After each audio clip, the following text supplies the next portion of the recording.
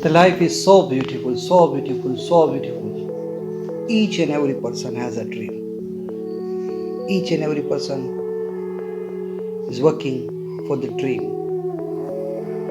Some people can achieve their dreams, some people can't. What is the reason behind it? There is always some driving force. Either it comes from within or from outside. There is a wonderful story I remember. Guys, there was a young boy who used to come for regular practice but always played in the reserves and never made it to his school's football team. He was never given a chance. While he was practicing, his father used to come, sit at one end and waiting for him to go and play. But he rarely got a chance. The matches had started and for 4 days the boy didn't come up for practice at the quarters or semi-finals. And one day, all of a sudden, he showed up for the semi-finals and then come for the finals. He went to the coach and said, "Coach, you always kept me outside as a reserve player, but today I want to play. Please let me play. Please let me play." The coach said, "Sorry son, I'm very sorry. I cannot let you play. There are better players in our team and you also know it. And moreover, it's the final. How can I take a chance?" The boy pleaded, "Coach, I promise you, I will not let you down. I beg of you, please let me play. Please let me play." The coach was a kind-hearted man. He had never seen the boy pleading like this before.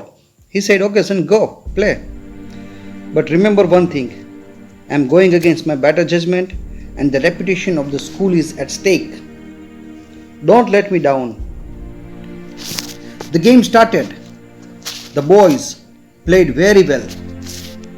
But this boy was amazing on that particular day. Every time he got the ball, he shot a goal.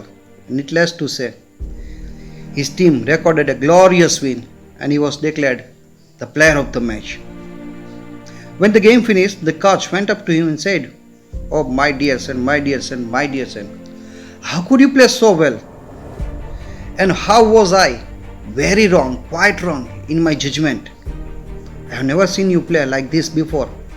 How did you play so well?" The boy replied, "Coach, my father was watching me today." The coach remembered that this boy always came with his father. He just turned around and looked at the place where the boy's father used to sit. Oh, there was nobody there today. He said, "Son, your father used to sit there when you come for the practice, but I don't see anyone there today." The boy replied, "Coach, there is something I never told you. My father was blind. For the last 4 days, he was sick. And yesterday he died. Today is the first day. He was watching me from the heavens above. And I wanted him to see me, that I could do the best. And that was the thing, that I was playing for my father. His eyes were watching me from the heaven. How could I disappoint him? How could I disappoint him?" You know, friends, in life, always two eyes are watching us constantly. Wherever we are, whatever we are doing, these are the eyes. Maybe of mother, maybe of father, maybe of a spiritual saint or guru. They are watching you. They have trust in you that yes, you can do it. You can do it. And you very well can do it. There is a hope in their eyes. So just work for those eyes. Never let them disappoint. Never let them disappoint. Just work hard. Just work hard. You know guys, this is a classical example of what the amazing power of motivation can achieve. Motivation is one of the greatest driving force for success in our life. I hope guys this story you like and share with your friends. Thank you.